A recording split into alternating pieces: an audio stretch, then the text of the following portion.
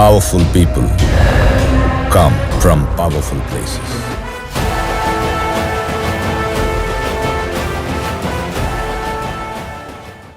ఆశయమే ఆయుధంగా, పోరాటమే ప్రస్థానంగా యువనేత తమటం భరత్ కుమార్ రెడ్డి రాజకీయాల్లో నాయకులను కాలమే తయారు చేస్తుంది. అయితే కొందరు నాయకులు మాత్రం కాలాన్నే సవాలు చేస్తూ తమ ఉనికిని చాటుకుంటారు. ప్రొద్దుటూరు రాజకీయాల్లో అలాంటి యువ నాయకుల జాబితాల్లో వినిపించే పేర్లలో తమటం భరత్ కుమార్ రెడ్డి ఒకరు.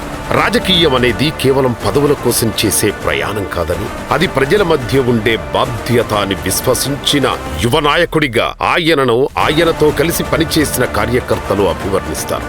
అధికారానికి అనుగుణంగా రంగులు మార్చే రాజకీయాల కంటే తాను నమ్మిన సిద్ధాంతానికి అంకితమవ్వడానికే ప్రాధాన్యమిచ్చిన వ్యక్తిగా ఆయన రాజకీయ ప్రస్థానం సాగింది.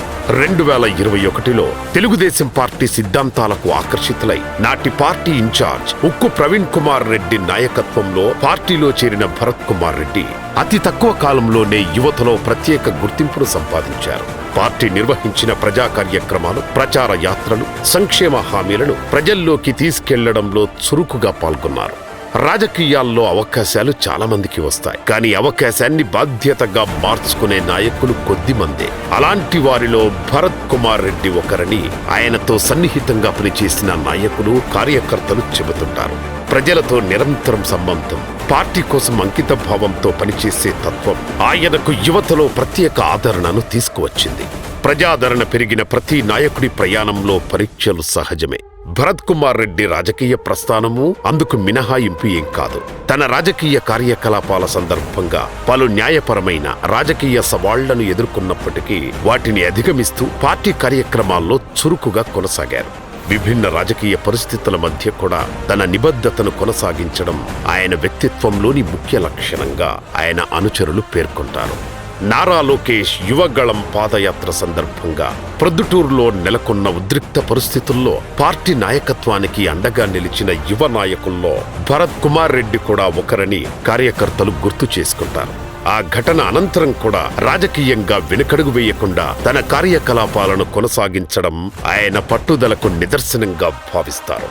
2024 సాధారణ ఎన్నికల సమయంలో తనకు సన్నిహితుడైన నాయకుడికి పార్టీ టికెట్ రాకపోయినా వ్యక్తిగత అభిప్రాయాల కంటే పార్టీ నిర్ణయానికే ప్రాధాన్యమిస్తూ ఎన్నికల విజయానికి కృషి చేశారు. రాజకీయాల్లో వ్యక్తుల కంటే సంస్థ గొప్పదనే భావజాలాన్ని ఆచరణలో చూపించిన నాయకుడిగా ఆయనను పలువురు విశ్లేషిస్తారు. రాజకీయాల్లో గుర్తింపు అనేది పదవులతో మాత్రమే రాదు. కష్టకాలంలో నిలిచే ధైర్యం, కార్యకర్తల్లో నింపే ఆత్మవిశ్వాసం, ప్రజల్లో సంపాదించే విశ్వాసం కూడా ఒక నాయకుడి అసలైన సంపద. ఆ సంపదను తన రాజకీయ మూలధనంగా మలుచుకుంటూ భరత్ కుమార్ రెడ్డి తన ప్రయాణాన్ని కొనసాగిస్తున్నారు. పదవులు రావచ్చు, రాకపోవచ్చు, హోదాలు లభించవచ్చు, ఆలస్యమవచ్చు, కానీ ఆశయానికి అంకితమైన ప్రయాణం మాత్రం ఎప్పటికీ వృధా కాదు.